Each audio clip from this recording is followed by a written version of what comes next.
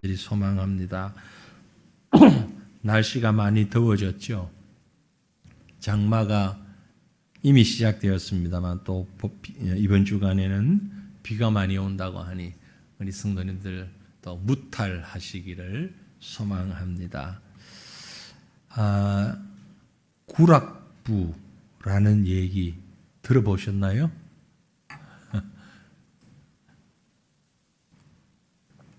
일제시대 그때나 쓰는 말처럼 들리는데 사실 우리 사용하는 용어입니다. 무슨 뜻인지 잘 의미는 이해가 잘 안 되시는 분이 많을 겁니다. 구락부. 요즘 말로 바꾸면 동호회. 좀 더 쉽게 가까이 얘기하면 동아리, 클럽. 다 다른 뜻입니까? 같은 뜻입니까? 같은 뜻이에요. 구락부, 동호회, 동아리, 클럽. 클럽이라는 단어가 조금 좀 안 좋게 들려지는 건 사회에 잘못된 사람들이 잘못된 이용을 하기 때문에 그렇고 사실은 그렇지 않은 사전을 찾아보니까 그렇습니다.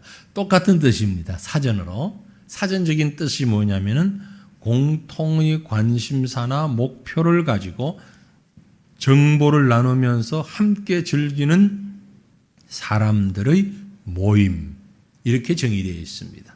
동의하십니까?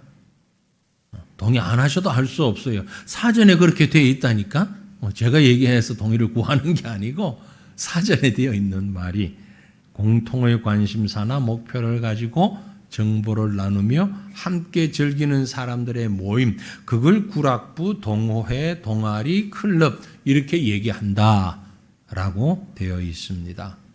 같은 취미, 같은 어떤 생각, 종교 혹은 뭐 여러 가지 정치적인 성향 이런 목적과 관심에 따라서 다양한 동아리 혹은 동호회, 클럽들이 있죠.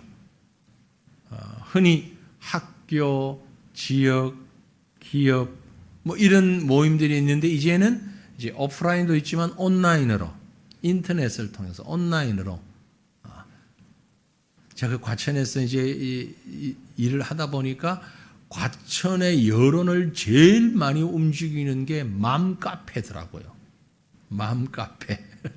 그래서 어떤 일을 하려면 그 과천에 맘카페가 큰 게 2개 있는데 크다란 얘기는 회원수가 많은 거기에 홍보를 해야 여론이 움직인다. 이런 시대적 변화도 있습니다. 사람들은요, 비슷한 점이 있으면 그것으로 모이기를 좋아합니다.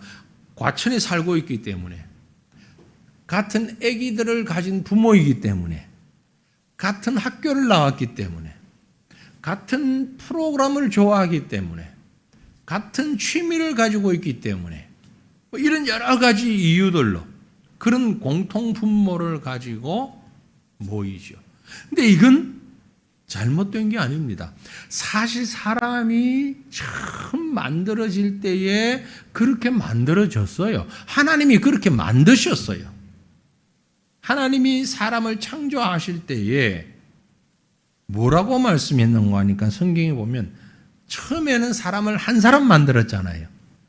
그리고 하나님 보시면서 사람이 혼자 사는 것이 좋지 아니하니 내가 그를 위하여 돕는 배필을 지으리라. 그렇게 말씀했어요. 물론 부부를 얘기하시지만 사람이 혼자 사는 것이 보기에 좋지 않다. 이게 하나님의 시각입니다. 물론 지금 어쩔 수 없이 혼자 사시는 분들 많이 계십니다. 우리 교인들 가운데서도.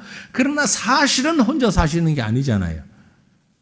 떨어져 살지만 가족이 있고 자녀가 있고 형제가 있고 이런 관계성 속에서 살고 계신 거죠. 아무도 연결이 안 되고 누구도 아는 사람이 없이 혼자 사는 사람은 이곳에는 적어도 없습니다. 왜냐하면 우리는 교회라는 공동체를 함께 이루고 있잖아요. 사람은 하나님께서 만드실 때에 이렇게 함께 하도록 만드셨습니다.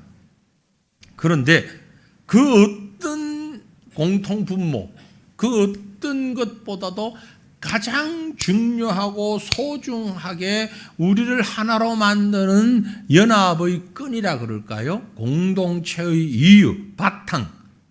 그것이 무엇이냐면 바로 복음이라고 하는 겁니다. 보세요. 우리 교회에도 아주 다양한 분들이 많이 모여 있습니다. 이런저런 다양한 사람들이 딱 한 가지 공통점 있다면 바로 복음. 예수 그리스도를 통해 구원받은 복음의 공통점 가지고 모여 있습니다. 만약 이 자리에 계신 분들 가운데, 우리 성도들 가운데 내가 교회는 가지만 복음하고는 별로 상관없다라는 분이 계시면 그분은 스스로 지금 자기를 왕따 만들고 계신 거예요. 우리 공동체 안에 왕따가 있어요. 학교에서도 없어야 되는 왕따가 교회 왜 있냐? 자기 스스로 복음과 상관없이 사는 사람이 있다면 그것이 바로 왕따입니다. 근데 누구가 좋아서 누구 때문에, 그건 사실 정상적인 공동체 모양이 아니지요. 옛날 어떤 집에 잔치가 열렸어요. 잔치를 열려면 음식을 많이 하잖아요. 집에 잔치를 열고 음식을 많이 장만했는데 사람들이 여기저기서 막 많이 왔어요. 생각보다 많은 사람들이 오니까 음식이 동이 나기 시작합니다. 너무 많은 사람들이 오는데 주인이 보니까 저 사람이 누구지 전혀 모르겠는데 아무튼 손님으로 와서 음식을 먹고 가는 거예요. 생판 모르는 사람들이 오는 거예요. 그래서 저녁 때서 한 번은 너무 이상해서 한 친구에게 갔습니다. 여보시오, 죄송합니다. 여기 어떻게 오게 됐습니까? 그랬더니 이분이 하는 말이 예, 저는 이 집 주인 어른의 친구의 친구입니다. 그래서 왔어요. 그래요. 잠깐 기다리세요. 음식을 내왔습니다. 그런데 음식을 맛을 딱 보니 도대체 먹을 수가 없어요. 주인장을 부르면 이게 뭡니까? 음식을 왜 이렇게 주십니까? 그랬더니 그 주인이 하시는 말씀이 그거요. 이건요. 꼬리를 푹 삶은 국물이에요.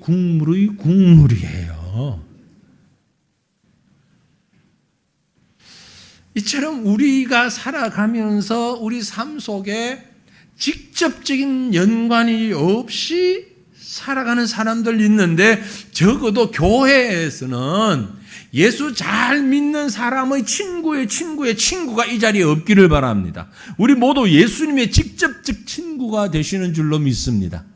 예수님과 직접 관계를 가지셔야 돼요. 하나님과 직접 관계가 있는, 직접 하나님과 관계가 있으면요, 간접 관계를 가진 사람하고는 분명히 다릅니다. 여기 보니까 경험을 가지신 분들이 대부분이고 경험 없는 분도 계실 수 있는데, 남자와 여자가 연애를 할 때 전혀 경험 없는 것처럼 지금 시침이 뚝 떼고 계시는 분들, 제가 그 마음은 알아요. 왜 그런지. 처음에 연애를 할 때 과정을 가만히 보면 어떻습니까? 얼굴을 보고 처음엔 얼굴도 못 봐요. 얼굴 보면 얼굴이 빨개지거나 고개를 돌려요. 그죠? 예. 그리고 그건 어른만 그런 게 아니고 애기들도 그래요. 애기들도. 요즘은 유치부만 되어도 이제 이게 이 썸을 타더라고, 애들이. 유치부에서 벌써 썸 타기 시작해요. 예. 서로 얼굴 보는 것도 어렵고 그러다가 조금 관계가 이제 가까워지면은 제일 먼저 접촉되는 부분이 어디예요? 제일 먼저 서로 접촉되는 부분이 너무 오래돼서 기억이 안 나시죠, 지금? 손이잖아, 손. 이렇게 같이 걷다가 어쩌다가 스쳐지는 듯 이렇게, 어쩌다가 아니고 의도적이죠. 그죠? 이렇게 하다가 어째 손을 딱 잡고 이제, 그래서 제일 먼저 가는 데가 어디예요? 영화관에 가는데 어떤 영화 봐요? 귀신 영화, 무서운 영화. 왜? 의도가 있어, 그건. 영화를 보다가 놀라면 평소에는 하다가도 이제 그때는 또 좀 이렇게 과하게 놀라죠. 액션이 크죠. 어머 하면서 붙잡죠. 그게 다 알고 보면 속마음은 있는 거야. 쇼야 쇼. 그런 과정들을 거쳐서 지금 여기 다 계신 거예요. 아닌 척하지 마. 그죠? 그러다가 손을 잡고 이제 익숙해지면 팔짱도 끼고 그러다가 나중에는 어디? 뻣뻣하잖아. 예, 가까워지면. 여러분 하나님하고 뽀뽀하셨어요? 하나님하고 그렇게 가까워지셨냐고요? 하나님을 알긴 아는데 교회는 가긴 가는데 저만치 멀리서 아이고 얼굴만 봐도 그만 그런 관계인지 아니면 하나님하고 그저 얘기 몇 번 해보신 관계인지 우리 예수님이 말씀하신 것처럼 내가 너희 안에 너희가 내 안에 이렇게 확실한 관계인지 어느 정도입니까? 어느 정도예요? 하나님과의 관계가 바로 우리 속에 하나님이 계시고 내가 하나님 안에 있는 이런 관계가 되어지기를 간절히 축원합니다. 친구의 친구는 없죠? 예수님이 한 번은 제자들을 불러 모으시고 사람들이 나를 누구로 하더냐라고 물었을 때에 이런저런 대답을 한 다음에 베드로가 아주 트리플 A 플러스 대답을 했잖아요. 뭐라고 했어요? 주는 그리스도시요 살아계신 하나님의 아들입니다. 예수님이 그 대답이 얼마나 마음에 들었는지 막 박수를 치고 안아주고 싶었어요. 그런데 그 다음에 오는 말씀을 보니까 예수님이 베드로에게 뭐라고 말씀하셨는 거 아니에요? 마태복음 16장 17절입니다. 바요나 시몬아 내가 복이 있다. 이를 네게 알게 한 이는 이를 주는 그리스도시요 살아계신 하나님의 아들인 줄을 알게 한 이는 혈육이 아니요 친구도 아니고 아버지도 아니고 어떻게 세상에서 알은 것이 아니고 다른 방법을 통해서 안 것이 아니고 무엇이다? 하늘에 계신 내 아버지시니라. 하나님 아버지가 그 속에 계시니까 하나님이 베드로 속에 예수 그리스도의 성령이 하나님의 성령이 계시니까 베드로가 이 고백을 할 수 있었다 그 말씀이에요. 우리의 신앙 고백이 바로 이렇게 주님과 직접적인 교제 속에서 나온 신앙 고백이 되어지기를 간절히 바랍니다. 바로 그런 관점에서 오늘 바울과 빌립보 교회와의 관계를 한번 보려고 합니다. 우리가 읽은 빌립보스가 바로 그 말씀이고요. 바울과 빌립보 교회 관계. 이것은 오늘 우리 상호 간의 관계. 우리는 교회로 모였습니다. 여기 어떤 동호회로 모인 거 아닙니다. 등산 가려고 모인 것도 아니고요. 함께 게임하려고 모인 것도 아닙니다. 수다 떨려고 모인 것도 아니에요. 우리가 모인 것은 예수 안에서 한 복음 안에서 믿음으로 모였습니다. 믿음으로 모인 곳을 성경은 우리에게 교회라고 얘기를 합니다. 그 한 사람 한 사람을 성도라고 말하죠. 그 성도들이 모여진 교회. 어떤 교회가 하나님이 원하시고 하나님이 기뻐하시는 바른 교회인가? 오늘 바울과 빌립보 교회의 모습이 우리에게 그것을 보여주고 있습니다. 간추려서 간략하게 두 가지만 말씀드릴게요. 하나는요, 기도로 이루어진 교제, 기도로 이루어진 성도, 그런 교회, 하나님이 기뻐하십니다. 여러분, 서로 우리 교제할 때, 서로 사귐을 가질 때에 매개체가 있잖아요. 매개체. 밥 잘 먹는 사람, 운동 좋아하는 사람, 등산 좋아하는 사람, 책을 좋아하는 사람, 여러 가지 그룹이 있어요. 매개체가 있어요. 아세요? 우리 교회도 등산을 좋아하는 분들이 계셔서 자주 만나서 등산 가시는 분들이 계시고요. 책 읽는 걸 좋아해서 독서 동호회가 있어요. 우리 교회 안에. 그래서 책을 읽고 또 그걸 같이 나누고 하는 분들도 있어요. 음악을 좋아해서 같이 노래 부르는 분들도 있어요. 그러나 그것이 무엇이 되었든 우리 모두에게 있어서 복음의 교제가 이루어지는데 가장 중요한 것이 있으니 그것이 무엇이냐? 바로 기도의 교제입니다. 기도가 우리 속에서 있어야 됩니다. 이것을 영적 교제라고 말할 수 있고요. 오늘 우리가 읽은 말씀은 어찌 보면 사도 바울이 빌립보 교회를 위한 기도문이다, 그렇게 볼 수도 있을 것입니다. 오늘날과 같은 이런 교회의 출발이 되는 초대교회의 모습을 보면 그들이 모일 때에 가장 소중하게 생각했던 것이 무엇이냐? 바로 기도였어요.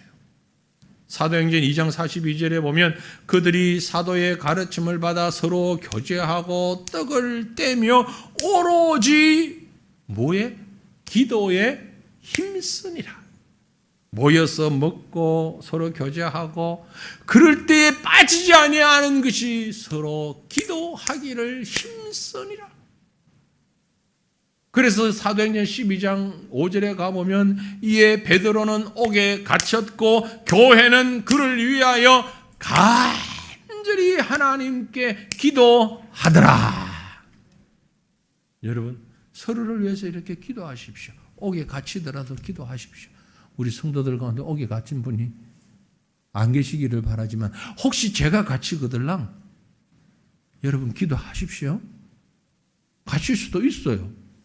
목사님이 왜 지금 뭐 이단들이요 얼마나 호시탐탐 노리고 걸리기만 해봐라 그러고 노리고 있는데 뭐 걸릴 수 고소당할 수 있어요.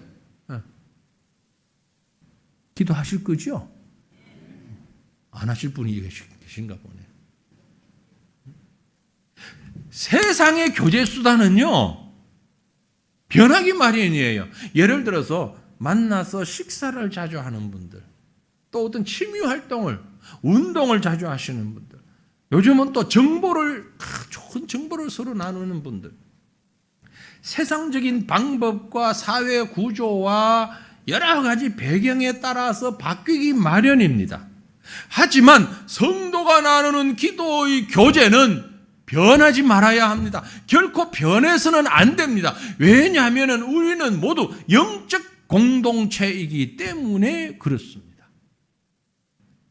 기도는 하나님과 나를 연결시키는 영적인 호흡이고 매우 중요한 영적 생명줄이에요. 나와 하나님 사이에. 그죠? 그런데 옆에 있는 성도도 역시 하나님과 그 성도 사이에 기도로 호흡하고 있는 겁니다. 여기 있는 성도도 하나님과 영적으로 기도로 호흡하고 있는 겁니다. 그래서 우리 성도끼리도 기도로 함께 교통하며 연합이 되는 것입니다. 그래서 우리가 해야 하는 가장 중요한 일은 기도하는 일입니다. 많은 사람들이 기도하라 그러면 자기 것만 기도해요. 내 기도를 합니다. 기도를 지나쳐서 간청만 하고 간구를 하고 때를 쓸 수도 있습니다. 물론 그것도 기도의 내용에 포함되어 있습니다. 그러나 동시에 우리의 기도 속에는 우리가 포함되어야 되는 거예요. 오늘 예배드린 성도 지금 한번 돌아보세요. 누군지. 돌아보시라니까. 고개가 안 돌아가시나요? 서로 한번 보세요. 돌아봐요. 누군지. 이름을 아는 사람도 있고 모르는 사람도 있고 얼굴이 낯선 사람도 있고 있어요. 그래도 기도하십시오. 왜? 하나님, 내가 오늘 누구를 봤는데 이름은 모르겠어요. 나이도 모르겠어요. 성도 몰라요. 그런데 왠지 얼굴이 어두워 보이네요. 다른 사람은 다 웃는데 그분만 안 웃더라고요. 하나님, 그분 속에 무슨 고민이 있는지 하나님 그분을 도와주시고 그분이 웃을 수 있도록 역사해 주시옵소서. 이게 서로 간에 기도하는 거예요. 내가 그분 잘 몰라요. 그러나 그분이 무슨 문제에 있는 것 같은데, 있을 수도 있는데, 하나님은 그 가정이 어떠한지 모르겠습니다. 자녀가 있는지 없는지도 모르겠어요. 그러나 하나님께서 허락해 주십시오. 매주 헌금 나오는데 하나님, 자녀를 위해서 기도하는 가정이 있는 것 같습니다. 저는 알지만 여러분은 모르잖아요. 하나님, 그 가정에 자녀를 허락하여 주시옵소서.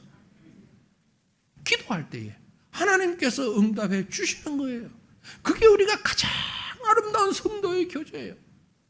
매주 자녀가 예수 안 믿는 것 같아. 그 가정이 하나가 되어서 자녀들이 예수 믿으라고 1,000번째 제물을 드리는 1,000번째가 사실은 신학적으로 뭐 이런저런 비판을 할 수 있는데 저는 비판하지 않겠습니다. 왜냐하면 그것은 하나님이 받으시는 정성이니까. 하나님을 향한 마음이니까. 그래서 하나님께서 그 기도를 들어주시고 벌써 500번째가 넘어서 500주가 넘었어요. 그분은 500주가 넘게 두 자녀의 가정이 예수 믿고 복음으로 하나가 되기를 위해서 기도하고 계셔요. 1천이 아니라 1만이면 어떻고 2만이면 어떻고 2천이면 어때요? 그 마음을 우리가 함께 나누면서 기도하자는 거예요. 나만을 위해서 기도하지 마시고 성도 서로 간에 기도와 기도가 묶여질 때 이것은 내가 하는 것이 아니고 하나님이 하시는 것입니다. 우리가 왜 기도합니까? 나는 못하니 하나님이 해달라는 거예요. 믿습니까? 하나님이 해달라는 거예요. 옛날엔 전쟁할 때 활을 썼잖아요. 여러분 활을 한번 쏘아 보셨어요? 양궁하는 말고 국궁이라는 옛날 우리 전통 활.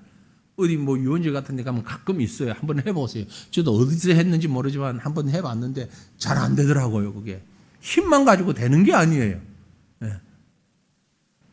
그런데 어느 날 아들이 활을 연습하고 있는데 잘 안 돼. 아버지가 곁에 오더니 얘야 그건 그렇게 하는 게 아니고 잡아. 아들의 손을 잡고 왼손은 이렇게 활을 잡아. 그리고 아들의 오른손을 잡고 자 아빠랑 같이 당겨. 뒤로 당겨. 더. 그래 힘껏 당겼지. 아빠 쳐다봐. 높이 들고 쳐다보고 오른손을 탁 놓는 거야. 그러면 화살이 쫙 날아가는 거야. 같이 해봤더니 정말 화살이 쫙 저기서 관역에 탁 맞추는 거예요. 와 내가 했다. 저는 여기밖에 안 봤는데 내가 했다. 그 사실 누가 한 거예요? 아들이 한 거예요? 아버지가 한 거예요? 아버지가 한 거죠. 여러분 우리가 할 수 있는 일이 없어요. 못해요. 연약한 죄인이에요. 그러나 우리가 하나님의 손에 붙잡히게 될 때에 하나님이 우리 손을 붙잡으실 때에 세상이 할 수 없는 일을 사람이 할 수 없는 일을 할 수 있는 줄로 믿으시길 바랍니다. 그게 바로 기도예요. 기도는 하나님 내가 할 수 없어요. 하나님 함께해 주옵소서. 로마서 8장 26절에 기록하기를 이와 같이 성령도 우리의 연약함을 도우시나니 우리는 마땅히 기도할 바를 알지 못하니 맞아요. 뭘 기도해야 하는지도 모르겠어요. 기도를 하려고 그래도 잘 안 돼요. 그럼에도 불구하고 오직 성령이 말할 수 없는 탄식으로 우리를 위하여 친히 간구하시느니라. 성령과 함께 기도하는 우리 교회, 우리 성도 되시기를 바랍니다. 하나님이 기뻐하시고 하나님이 원하시는 교회의 모습이에요. 그런데 바울이 그렇게 빌립보 교회를 위해서 기도하는 본문의 내용을 들어가 보니까 무엇보다도 먼저 바울은 감사로 기도를 시작하고 있다는 것을 발견할 수 있습니다. 무엇으로요? 감사로 시작합니다. 빌립보 교회도 다른 여러 교회와 마찬가지로 우리 교회도 새가천 교회도 문제 많이 있습니다. 여기 있는 이 목사도 우리 장로님들도 문제 많이 있습니다.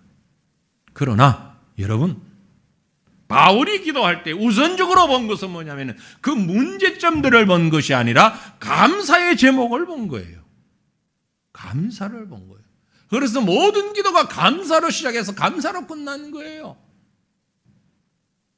헬라어로 감사를 유카리스테오라고 합니다. 유카리스테오라는 말은 유카리스트라는 말에서 나왔는데 그것은 성찬식에서 예수 그리스도의 몸과 피, 살과 피를 기념하면서 느끼는 그 감사예요. 그리스도가 나를 위해서 십자가에서 죽으심으로 내가 구원받았다. 이게 유카리스테오스. 라틴어에서의 기도는 그라치아라고 하는 말인데 이 영어의 grace가 거기에서 나온 말입니다. 은혜라는 말이에요. 받을 수 없는 것을 받은 은혜를 생각할 때 감사한 거예요. 여러분 감사는요 드린 사람은 더 많이 드립니다. 해본 사람이 더 많이 합니다. 감사에 인색한 사람은 감사의 제목이 없다고 생각합니다. 그러나 감사를 드린 사람은 감사의 제목이 차고 넘칩니다. 그래서 하나님 앞에 기도할 수밖에 없는 거예요.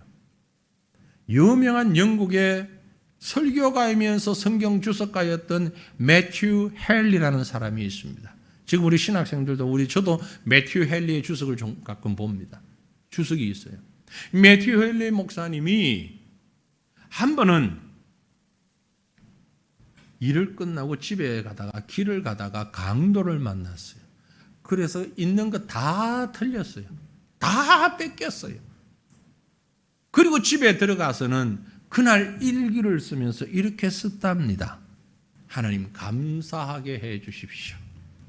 물론 감사가 안 됐겠죠. 똑같은 사람인데 강도 만나고 집에 갔는데 마음이 얼마나 불안하고 쿵쿵쿵쿵 뛰겠어요. 그러나 그는 하나님 앞에서 감사하기 위해서 애를 쓴 거예요. 그래서 일기장에 이렇게 썼습니다. 주님, 제가 다음 것들을 생각해 보니 너무너무 감사한데 감사할 수 있게 해 주십시오. 1번, 전에는 한 번도 강도를 당한 적이 없다는 것에 대해서 감사합니다. 오늘 처음 당했으니까. 지금까지 살면서 한 번도 강도를 만난 적이 없고 오늘 처음 여태까지 지켜주셨으니 내가 그걸 모르고 살았네요. 감사합니다. 이 가운데 한 번도 안 만난 분들 강도 안 만난 분들 계시잖아요. 감사하시길 바랍니다. 두 번째, 강도가 내 지갑을 빼앗아 갔을 뿐 내 목숨을 빼앗지 않았으니 감사합니다. 세 번째, 오늘따라 내가 가진 지갑 안에 많은 돈이 들어있지 않았던 것에 대해서 감사합니다. 평소보다 돈이 적었어. 네 번째, 이건 기가 막힌 거예요. 내가 강도짓을 한 게 아니고 강도짓을 당한 것이 너무너무 감사합니다. 왜 아멘 안 하세요? 강도 되고 싶으세요? 응? 아니 내가 강도가 될 수도 있잖아. 내가 도둑이 될 수도 있잖아. 그런데 하나님이 나를 인격적으로 이끄시고 여기까지 만드셔가지고 내가 강도가 되지 않았어. 내가 강도짓을 한 게 아니고 강도짓을 당하는 사람이 되어서니 얼마나 감사합니까? 강도 만나고도 이렇게 감사할 내용이 많은 거예요. 여러분, 우리의 감사가, 우리의 기도가 이렇게 성숙되기를 간절히 바랍니다. 다시 바울의 기도를 보면 일회적인 기도가 아니고 지속적인 기도였어요. 꾸준히 기도했습니다. 지속적으로 했습니다. 본문 3절에 보면 내가 너희를 생각할 때마다 every time 나의 하나님께 감사합니다. 한 번만 계속하는 거예요. 생각할 때마다. 그래서 4절에 가면 간구할 때마다 너희 무리를 위하여 기쁨으로 항상 간구한다. I always pray. always. 항상 기도한다. 항상 감사한다. every time 생각하고 always 늘 기도하고. 이러한 기도를 매개체로 한 성도의 교제는 다른 어떤 이유나 목적에 의해서도 파괴되지 않고 없어지지 않고 변하지 않고 잘 지켜나갈 수 있는 교회의 모습인 것입니다. 이런 교회의 모습이 바로 우리의 모습 되어지기를 주님 이름으로 축원합니다. 또한 하나님이 기뻐하시는 교회의 또 다른 두 번째 모습은 동일한 은혜에 동참하는 교제를 기뻐하십니다. 은혜라는 말은 앞에서 이미 말씀드렸습니다. 자격이 없는데 받은 게 은혜지요. 바울과 빌립보 교회가 이처럼 친밀하게 교제할 수 있었던 것은 동일한 은혜에 동참했기 때문입니다. 우리 사정을 우리가 잘 알잖아요. 옆에서 예배드리고 계신 우리 성도님들의 사정을 말은 안 해도 안 들어도 우리가 잘 압니다. 왜? 내가 내 사정을 아니까 그래요. 여러분 스스로를 한번 이렇게 돌아보세요. 스스로를 돌아보면 내가 정말 구원받을 만한 사람인가? 그럴 자격이 있는가? 나는 도대체 어떤 사람인가? 나 같은 죄인이, 엉큼한 사람이 겉으로는 아닌 척하며 마음으로 속으로 얼마나 내가 나를 보니 참 잘못된 죄인인지. 우리 지난 금요일부터 말씀 묵상하면서 제가 요나서를 선택했는데 요나서는 두 가지 뜻이 있다고 그랬죠. 요나가 하나는 비둘기라는 뜻이 있고 또 하나는 요나, 요나를 보라고. 스스로를 보자고요. 스스로를 보니까 얼마나 죄인이고 얼마나 연약한 자고 도무지 구원받을 만한 자격이 없는데도 불구하고 하나님이 나를 구원해 주셔서 여기에 세우셨고 우리 교회에 부르셨으니 이것이 하나님의 은혜요. 이 은혜를 서로 아는 사람은 편안할 수밖에 없습니다. 내가 죄인임을 고백하는 사람은 편안할 수밖에 없어요. 여러분 세상에서 살다 보면 여러 가지 모임이 있는데 그 모임 중에 정말 편한 모임이 뭡니까? 동창회잖아요. 아니에요? 동창회 모이면 참 편안하죠. 저도 뭐 자주 모이지를 못합니다. 거의 못 모이는데 신학교 다닌 신학대학원 동창들은 카톡방도 있고 1년에 한 번, 2년에 한 번이라도 모여요. 그러면 참 편해요. 동창회가 편한 이유가 뭔 줄 아세요?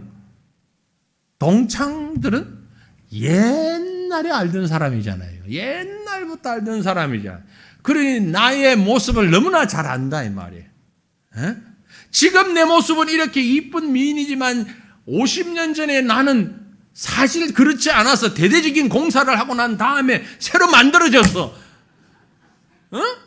그러니까 지금 사람들한테는 이 모습을 보이면 옛날 모습 보이기 싫어. 옛날 사진도 보여주기 싫어. 근데 동창들은 사진 안 보여줘도 이미 다 알아. 그러니까 뭐 숨길 것도 없고 네 것 내 것 다 내놓고 편한 거야. 그래서 동창회가 편한 거예요. 서로를 아니까.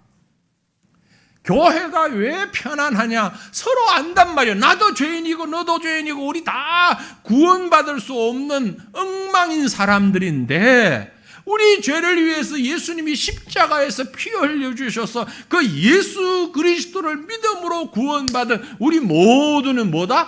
믿음의 동창생들이다. 구원의 동창생들이다. 그래서 오늘 본문 6절에 이렇게 기록합니다. 너희 속에 착한 일을 시작하신 이가. 이 착한 일이 뭘까요? 착한 일. 바로 우리를 구원하신 일이에요. 우리를 구원하신 일. 이보다 더 착한 일이 어디 있습니까? 이 못된 나를 구원하신 그 착한 일을 시작하신 이가 그리스도 예수의 날까지 예수님이 재림하시는 그날까지 세상 마지막 날까지 이루실 줄 뭘? 우리를 하나님의 교회로 하나님의 사람으로 만들어 가실 줄 우리가 확신하노라. 그래서 우리에게 이런 문제 저런 문제 여러 가지 문제들이 있음에도 불구하고 부정적인 것이 있음에도 불구하고 우리는 다 그저 편안한 믿음의 사람 하나의 사람 은혜의 동창생 되어졌다라는 얘기입니다. 바로 그 은혜를 깨닫지 못하는 사람은 겉으로는 성도인데 속으로는 아직 하나님이 별로 가깝지가 않아. 마음이 없어. 빨리 하나님을 알아가시기를 바랍니다. 하나님하고 손도 잡고 팔짱도 끼고 뽀뽀도 하고 하나님하고 더 가까워지시기를 바랍니다. 옛날에는 이 겉과 속이 다른 사람을 바나나 신자라고 그랬어요. 바나나 신자. 이해되시죠? 바나나. 겉은 노란데 딱 까면 안은 하얗잖아. 요즘은 그런 말 잘 안 쓰고 수박 신자라고 말해요. 뭐 정치권에서도 수박을 가끔 얘기하더라고요. 겉은 파란데 안은 빨가니까 겉과 속이 다르다고. 그런 신자 되지 않으시길 바랍니다. 우리 모두가 겉은 다를지라도 어쩌면 우리 속은 전부 그리스도의 은혜로 하나가 된 사람들이에요. 그래서 서로에게 은혜의 교제를 나누시기를 바랍니다. 너희 속에 착한 일을 시작하신 이가 그리스도 예수의 날까지 이루실 줄을 우리가 확신하노라. 이 믿음으로 살아가는 저와 여러분 되시기를 바랍니다. 그러기 위해서는 은혜 중심의 교제라는 것은 줄여서 말씀드리면 가진 생각들이 전부 천국을 중심하는 그런 생각입니다. 머릿속에 있는 게 다 천국이에요. 하나님의 은혜예요. 하나님의 은혜예요. 저는 길 가다가 공터만 보면은 저기 예배당 지었으면 좋겠다. 그 생각하면 예배당을 이렇게 지으면 저렇게 지으면 좋겠고, 여기는 예배당 설 자리가 아니야, 저기 예배당 지으면 좋겠다. 여러분은 공터를 보고 뭘 생각하시는지 모르지만, 저기 상추를 심으면 좋겠다 이 생각하시면 모르지만, 아니면 여기 아파트를 빌딩을 지어서 분양했으면 좋겠다, 뭐 그렇게 생각할 수 있어요. 근데 저는 딱 공터만 보면 저기 예배당이 들었으면 너무 뭔가가, 저기 예배당 들었었으면, 관심사가 다른 거죠. 그런데 우리의 관심은 천국이 되어야 되는 겁니다. 우리가 세상에서 살아가는 은혜에 푹 잠겨서, 하나님의 은혜에 푹 잠겨서 어떻게 하든 하나님의 나라에 임할 그날을 바라보면서 우리의 중심이 그렇게 되면 우리가 주고받는 말과 행동의 내용들이 구원을 중심할 수밖에 없어요. 성도와 성도가 만나서 주고받는 말이 구원받은 은혜입니다. 물가 얘기가 아니고요, 환율 얘기가 아니고요, 정치 얘기가 아니고요, 예수 안에서 하나 된 사람들이 모여서 만나서 할 수 있는 행동과 말은 역시 천국이에요. 구원이에요. 머릿속에 그것밖에 없는 거예요. 거기에 사로잡혀 있는 거예요. 제가 신학교 다닐 때, 그리고 그 이후에도 개인적으로 상담학 공부를 조금 해봤어요. 상담학 가운데 기독교 상담학 공부를 했는데, 한 학기 내내 1년 내내 기독교 상담 공부를 하고 난 다음에 마지막 시간에 그 교수님 내린 결론이 뭐냐면은, 역시 기독교 상담, 모든 상담도 그렇지만 상담의 결론은 하나님의 말씀에 있습니다. 그때는 저희가 신학생들이니까 여러분이 목사가 되거들랑 상담을 할 때 다른 것보다 그분의 말을 들으면서 여러분의 머릿속에는 딴 거 생각하지 말고 이분에게 적절한 성경 말씀이 무언가 그것만 생각하면 상담은 성공합니다. 그렇잖아요. 우리가 알고 보면 서로 우리의 결론은 나 있어요. 어디에 있습니까? 우리의 결론은 여기에 다 있어요. 근데 이걸 찾아내질 못하는 거예요. 무슨 고민을 가지고 있습니까? 무슨 문제를 가지고 있습니까? 서로 간에 성격이 안 맞습니까? 전도회를 모였는데, 구역을 모였는데 서로 삐걱거립니까? 여기에 답이 다 있어요. 이리로 돌아가면 돼요. 이리 돌아가면 돼요. 그게 아름다운 교회예요. 하나님이 사랑하시는 교회예요. 여러분, 우리 서로 상처를 주고받을 수 있습니다. 상처 주고받을 수 있어요. 왜? 우리 연약한 존재이기 때문에. 서로 싸매어주고 서로 위로하고 서로 격려해야 합니다. 그런데 진정한 격려는 뭡니까? 하나님의 말씀이에요. 하나님의 말씀보다 더 귀한, 더 아름다운 것은 없습니다. 이것이 바로 은혜예요. 하나님으로부터 받은 은혜. 억지로 세상 말로 위로를 하려고 하지 마십시오. 하나님으로부터 받은 은혜를 생각하면, 그리스도가 나를 위하여서 십자가 지신 것을 생각하면 그 어떤 위로와 어떤 힘보다도 더 큰 능력이 되는 것입니다. 이렇게 하나가 되는 교회, 하나님이 원하시는 교회요, 하나님이 원하시는 성도요, 그런 성도들이 모인 곳에 하나님의 성령께서 함께 하시는 줄로 믿습니다. 사랑하는 성도들이요, 이 땅에 많은 교회가 있습니다. 물론 충분하지는 않다 할지라도 많은 교회가 있고 많은 성도들이 있습니다. 그 가운데서 우리 교회가, 우리 성도들이 정말 진정으로 하나님이 기뻐하시고 하나님이 원하시는 그런 교회가 되기를 원합니다. 규모가, 인원이 문제가 아니라 우리 모두가 정말 기도와 은혜의 교제 가운데서 참된 기쁨과 감사가 가득한 교회, 하나님이 기뻐하시는 교회, 그런 성도 우리 모두가 되어갈 수 있기를 주님의 이름으로 축원합니다.